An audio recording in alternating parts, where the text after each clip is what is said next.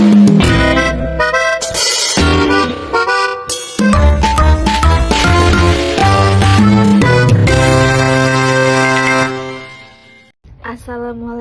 warahmatullahi wabarakatuh. Perkenalkan, nama saya Nova Kurnia Safitri. Di sini saya akan menjelaskan tentang Pancasila sebagai sistem etika. Tujuan pembelajaran dari materi ini adalah yang pertama, memahami pengertian etika, moral, dan nilai serta perbedaannya dalam perspektif Pancasila. Yang kedua, mengetahui alasan pentingnya Pancasila sebagai sistem etika untuk mengatasi masalah bangsa seperti korupsi, dekadensi moral, dan lain-lainnya. Yang ketiga, menerapkan nilai-nilai Pancasila sebagai pedoman bersikap dan bertindak dalam kehidupan berbangsa dan bernegara. Yang pertama, konsep dasar etika dan Pancasila. Secara terminologi, kata etika berasal dari bahasa Yunani, yaitu ethos. Ethos adalah tempat tinggal yang biasa atau bisa juga padang rumput atau kandang, juga kebiasaan, adat, watak, perasaan, sikap, serta tentang adat kebiasaan itu sendiri. Dengan kata lain, etika juga berkaitan pada kebiasaan hidup yang baik serta tata cara hidup yang baik. Dalam konteks yang lebih luas, etika bukan sekedar aturan tertulis, melainkan ilmu yang membahas tentang kualitas perbuatan manusia.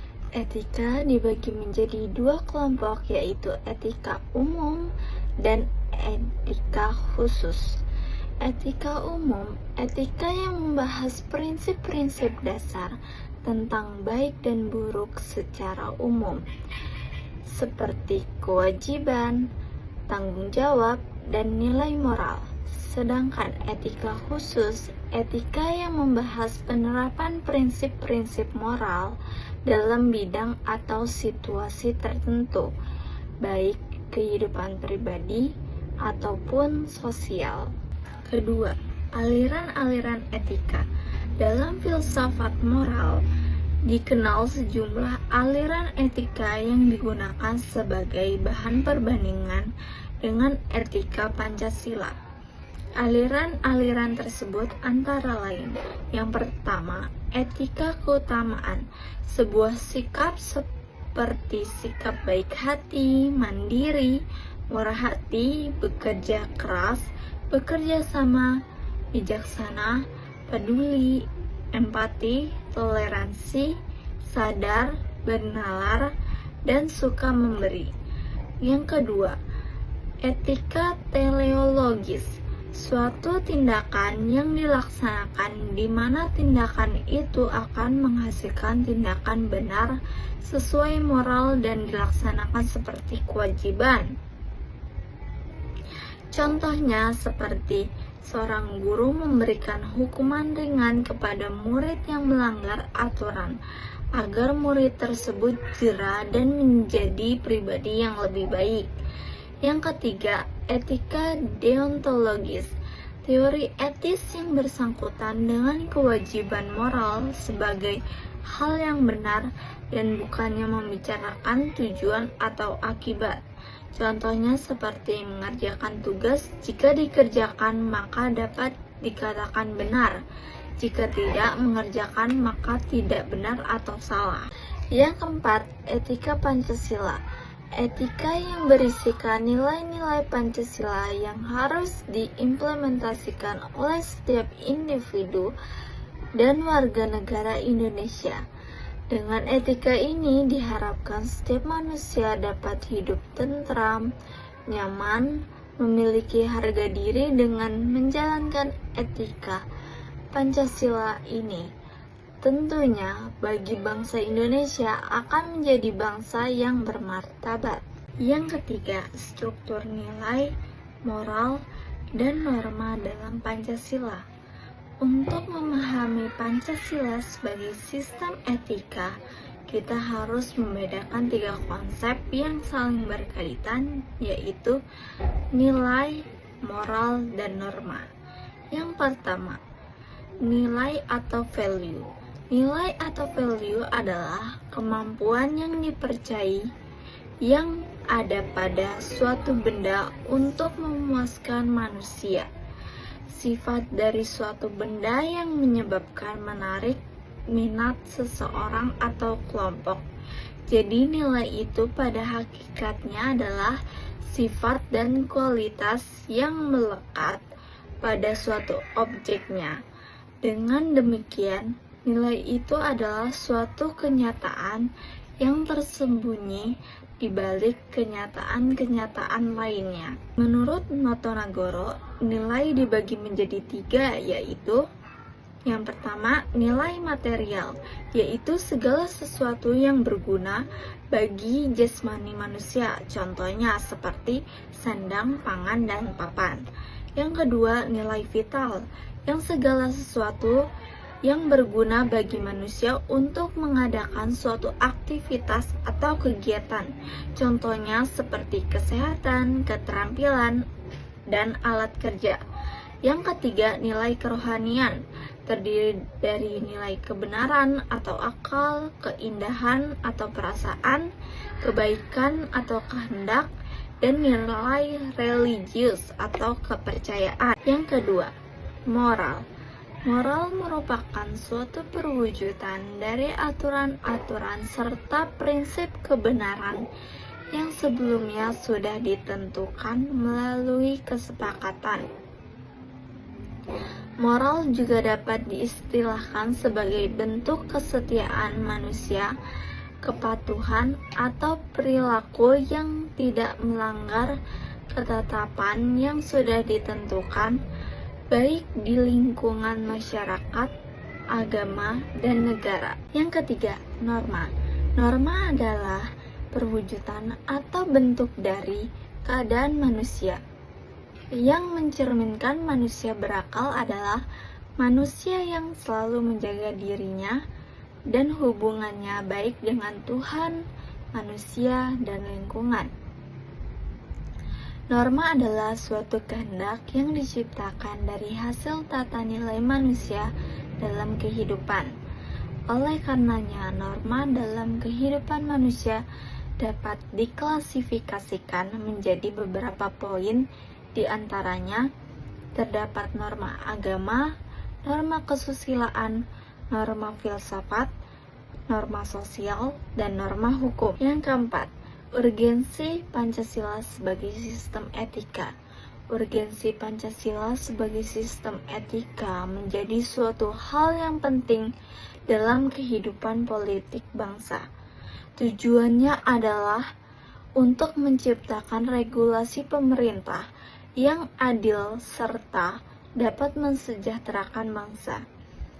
Urgensi Pancasila sebagai sistem etika sangat tinggi karena bangsa Indonesia sedang menghadapi berbagai masalah kompleks yang bersumber dari krisis moral, yang diantaranya yaitu 1. Korupsi yang merajalela. Korupsi adalah pelanggaran etika berat. Jika penyelenggara negara memiliki etika Pancasila, mereka akan memandang jabatan sebagai amanah Tuhan dan rakyat, bukan peluang untuk memperkaya diri. Yang kedua, dekadensi moral. Di tengah gempuran budaya asing atau globalisasi, generasi muda rentan kehilangan jati diri. Contohnya seperti penyalahgunaan narkoba, seks bebas, dan tawuran. Jadi Pancasila berfungsi sebagai penyaring atau filter agar kemajuan teknologi tidak merusak moralitas bangsa. Yang ketiga, pelanggaran hak asasi manusia. Masih sering terjadi tindakan yang tidak memanusiakan orang lain, yang bertentangan dengan sila kedua. Yang keempat, kerusakan lingkungan. Kerusakan lingkungan oleh warga tak bertanggung jawab sering terjadi. Dengan perusakan lingkungan ini tentunya merugikan dari segi aspek manapun. Yang kelima, alasan diperlukannya Pancasila sebagai sistem etika. Berikut alasan Pancasila sebagai sistem etika bagi bangsa Indonesia. Yang pertama, prinsip penuntun. Pancasila berfungsi sebagai kompas moral bagi warga negara sehingga mereka memiliki orientasi yang jelas dalam pergaulan nasional maupun internasional. Yang kedua, sumber moral untuk peraturan perundang-undangan. Setiap kebijakan publik dan hukum yang dibuat di Indonesia harus memiliki ruh etika Pancasila agar tidak hanya legal secara formal, tetapi juga adil dan manusiawi secara substansial. Yang ketiga, menjadi filter terhadap globalisasi. Di tengah arus informasi yang tanpa batas, Pancasila menjadi penyaring untuk membedakan mana nilai-nilai luar yang bisa diambil dan mana yang dapat merusak jati diri bangsa. Yang keempat, kekuatan untuk rekonsiliasi bangsa. Sebagai negara yang beraneka ragam suku, agama, dan ras, Pancasila menyediakan ruang etis yang inklusif di mana semua perbedaan dapat bertemu dalam semangat persatuan dan keadilan. Yang keenam, sumber historis, sosiologis, dan politis. Yang pertama, sumber historis. Sejak Orde Lama, nilai Pancasila sudah ada sebagai pandangan hidup atau berdikari, meski belum diformalkan sebagai sistem etika. Di era reformasi sempat pudar akibat penyalahgunaan kekuasaan. Yang kedua, sumber sosiologis terlihat pada kearifan lokal masyarakat seperti musyawarah mufakat, toleransi antar umat beragama di desa-desa, yang mencerminkan nilai etika Pancasila dalam kehidupan sehari-hari.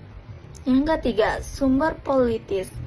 Etika politik Pancasila mengatur agar kekuasaan tidak bersifat absolut.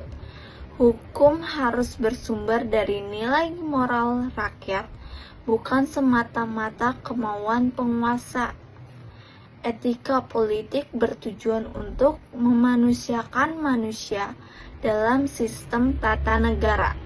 Kesimpulannya, Pancasila bukan sekedar dasar negara, melainkan sistem etika atau tuntunan moral yang bersumber dari karakter asli leluhur bangsa untuk menciptakan kehidupan yang damai.